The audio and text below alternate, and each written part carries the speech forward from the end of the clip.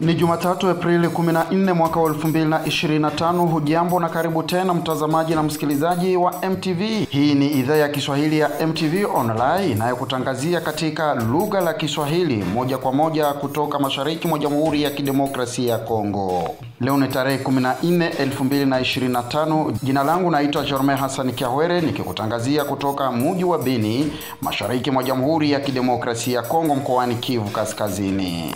Machache tulionayo leo ni pamoja na mapigano makali kati ya jeshi la taifa Jamhuri ya Kidemokrasia ya Kongo FARDC na kundi mpya la waasi yaripotiwa pembeni ya ziwa Albert mkoani Ituri. Mkoa wa Kivu ya Kusini yashuhudia wasiwasi kupitia mashambulizi ya wapiganaji wazalendo katika vijiji mbalimbali. Hayo na mengine kutoka DRC na Tanzania ni katika kipindi hiki cha matangazo kikujia moja kwa moja kutoka Afrika ya Kati. Taarifa kamili.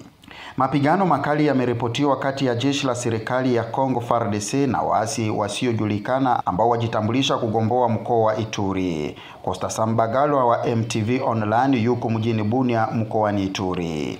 Hadi sasa tutafahamu kwamba kuna mapigano makali ambayo imeendeshwa kwenye kando ya ziwa Albert huko mtaani Jugu, ambapo jeshi FARDC limepambana na wanamgambo wa CRP ambapo waliweza kushambulia hizi ya jeshi FARDC huko ngambo za Chomia.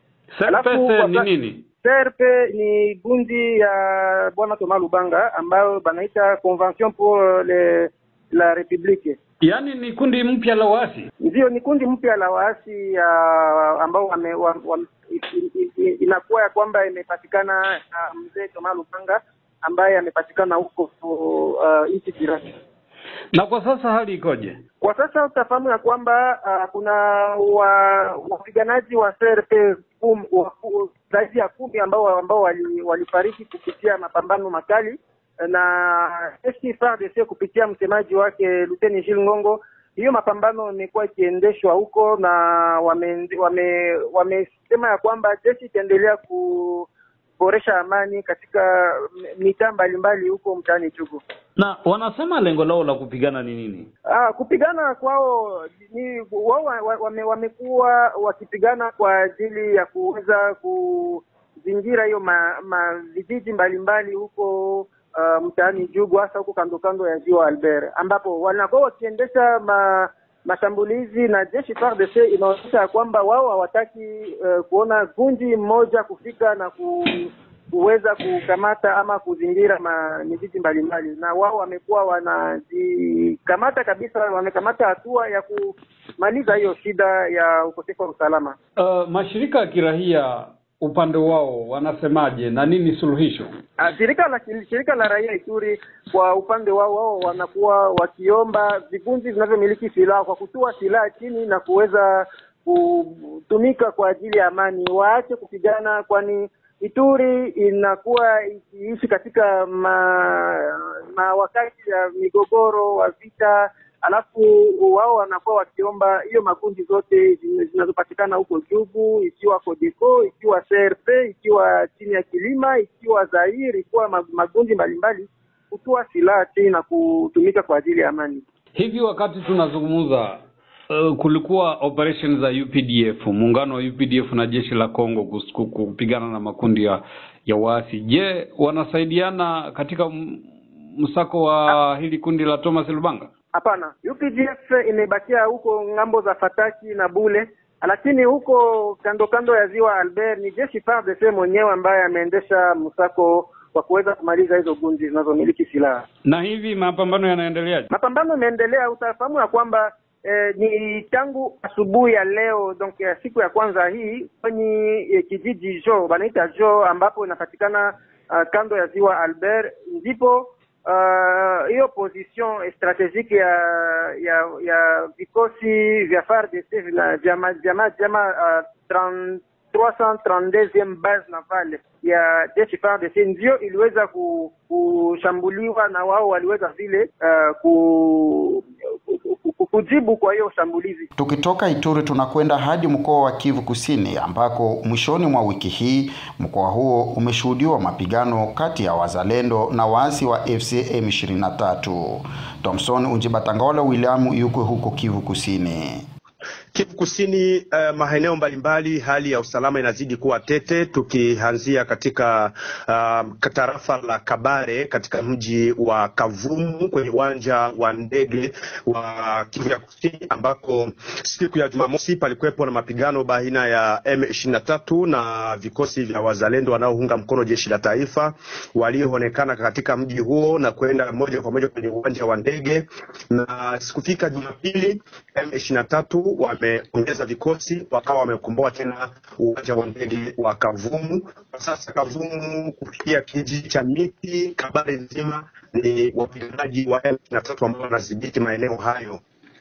Tunavyozungumza ni kwamba mapigano yameibuka tena katika kijiji cha Butondo katika halmashauri ya Luindi tarafani Buega huku hapa Kivu Kusini.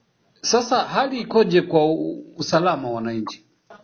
Usalama wa wananchi unakuwa hatari sana. Ni kwamba shughuli nyingi huwa haziendeshwi wakati kunapokuwa na mapigano. Wakati watu wanapoingia mjini, wananchi wanakosa amani, kunakuwa hali ya kushtakiana.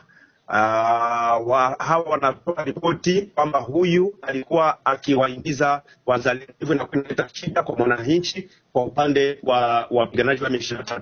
M23 kikamata mji inakuwa shida kwa wazalendo, wataki kusikia kwamba huyu alikuwa akizungumza na M23. Inakuwa swala ambalo linakuwa linatatiza sana wananchi na wanakuwa wanashindwa watembee namna gani. Ndio hapo nakuta wengi wanakuwa wanajifungia majumbani, hawataki kutoka kuendesha shughuli zao za kibiashara, na wanajua kwamba Kavumu ni eneo ambalo kuna wananchi wanapenda sana biashara ya miwa, mboga hizo mchicha kabwa haviendeshwi kama ilivyokuwa kawaida yake. Tutoke maeneo ya Kalehe, Kavumu, ukiangalia Uvira, mkoa wa Uvira kwenye milima mirefu na sehemu ambako Mwenga. Uvira ni kwamba kwa sasa bado kuna wasiwasi zinazidi kutanda, haswa katika eneo la bonde la mto Ruzizi, ambako bonde la Ruzizi limegawanyika mara 3 au mara 4 tuseme hivi, maana kutoka Kamanyola kufikia Katogota eneo lote hilo ni wapiganaji wa M23, na ukianzia Lubarika ni jeshi la Burundi. Kutoka Lubarika unakuja kijiji kinachoitwa Luvungi, hapo ni jeshi la FRDC na wazalendo. Vizuizi vinakuwa vingi, geti zinakuwa nyingi barabarani, kila kwenye geti kwenye kituo wananchi wanafanywa msako. Unakuta geti 17 kwenye kila geti unakaguliwa, kila kitu kinaachwa nje. Sasa inakuwa tatizo kwa wananchi. Wazalendo ni wengi sana katika mji wa Uvira. Karibuni makundi 90 ya wazalendo, na kila kiongozi ana ranka anayojiita general, na hivyo inakuwa inaleta wasiwasi kwa makundi yamekuwa mengi. Huwezi kujua leo huyu ni mzalendo, huyu ni FARDC, huyu ni nani.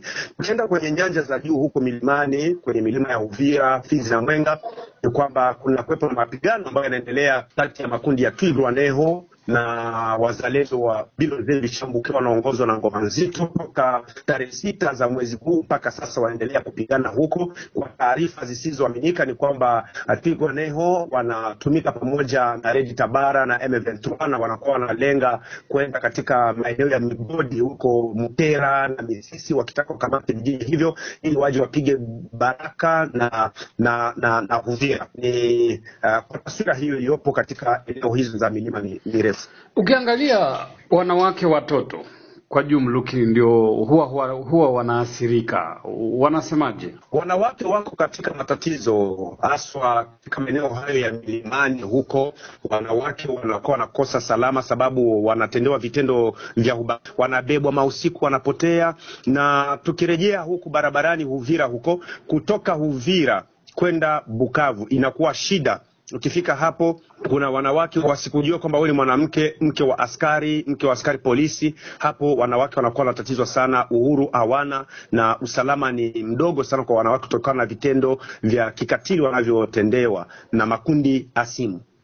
Wananchi wanasema wanachokihitaji ni nini? Wananchi wanachokihitaji wao wanasema kwamba hawataki M23 kutawala, wanataka maeneo ambayo M23 inakamata yapate kukombolewa na jeshi la taifa, serikali ipate kuwajibika katika ulinzi wa wananchi kuliko kulindwa na makundi mbalimbali ambayo hayana maadili ya kiserikali, ambayo hayana mafunzo, kwa kuwa kila mmoja anajihisi kufanya kila anachokitaka yeye, kwa kuwa hawana elimu ya namna ya kuishi na raia. Corneille Nangaa anasema kwamba kuna uongozi mbaya ndio sababu wamefanya vita. Wengine wanasema kwamba lazima wazungumuze. Wakazi, kwa mujibu wa baadhi ambao tumejaribu kuzungumza nao, kuna wengine hapa, wengi hata 80% inayoonyesha kukerwa na siasa ya Kinshasa ambayo iliahidia wananchi ukarabati wa mabarabara, matibabu kwa bure, umeme, yote hayo hayapatikani. Ukiangalia kwa nyanja au sekta ya elimu, walimu hawana mshahara, askari jeshi hawana mshahara. Yote hayo wananchi wanasema kwamba Kinshasa inawasahau. Kuna hivi tunazungumza pale Uvira, kuna zaidi askari polisi 5,000 ambao wanapatikana pale, ambao walikimbia Goma, Bukavu, Kalehe, hawana chakula, wanateseka pale. Kuna hawa watu ambao walikuwa wanatumika kwenye program hii ya PDDR ambayo ni mpango wa kupokonya silaha kwa wananchi, kwa askari wa maguni. Hawa wana zaidi ya miezi 30 hawalipwi mishahara. Naam, ilikuwa ni ripoti yake Thomson Unjibatangaula William, mwanahabari wetu kutoka Kivu Kusini. Na tukitoka Kivu Kusini tunarudi Kivu Kaskazini, hasa mjini Goma na Nyiragongo, ambako wakaaji walalamikia hali ya usalama kila siku kukicha, watu wakiwawa kwa risasi na wengine kubakwa. Wakaaji wa Goma na Nyiragongo wakiomba usalama. Tukipatikana katika maeneo za mtaa wa Nyiragongo ni kwamba kuna visa 11 vya ubakaji ambavyo viliweza kupitikana katika kijiji cha Byungo ndani ya mkoa mdogo wa Munigi mtaani Nyiragongo, na visa hivi viliweza kuendeshwa na watu ambao walikuwa wakimiliki silaha na wasiofahamika. Ni kusema kwamba hali kama na hizi zaendelea kuonekana katika maeneo za mtaa wa Nyiragongo na pembezoni, na haya yote yanatokana na migogoro ambayo inakumba nchi yetu ya DRC kwa ujumla na kwa upekee jimbo la Kivu ya Kaskazini na mtaa wa Nyiragongo. Kile ambacho tungeweza kukiomba kwa wakuu viongozi kwa ngazi zote kwenye mtaa, jimbo, hata taifa na jumuiya ya kimataifa ni waweze kufanya namna iwezekanavyo ili kurejesha amani, na hii sababisha hali iwe hivi, na hii itaweza kuchangia kwa ajili ya kurejesha amani na usalama katika nchi yetu ya DRC kwa ujumla na kwa upekee katika mashariki mwa DRC. Naam, ilikuwa ni wakaaji wa Nyiragongo na Goma wakiomba usalama baada ya watu kuwa wakiwawa na watu wenye silaha. Na katika mji wa Beni, wakaaji wa Beni wakiomba kujitolea kwa kupana damu, wauguzi na serikali ikiomba. Priska Kamala, mshauri wa gavana wa kijeshi anayekuwa na makao yake mjini Beni, ambako serikali ya Kinshasa imeweka makao mupe ya muda kwa serikali ya mkoa wa Kivu Kaskazini. La population de Beni, de Butembo, dans les villes et les territoires, pour que toute cette population vienne donner du sang en faveur de nos compatriotes qui en ont besoin. Na ilikuwa ni Priska Loanda Kamala, mshauri wa gavana wa kijeshi wa Kivu Kaskazini, akiwa katika mji wa Beni. Tukitoka DR Congo tuelekee huko Tanzania.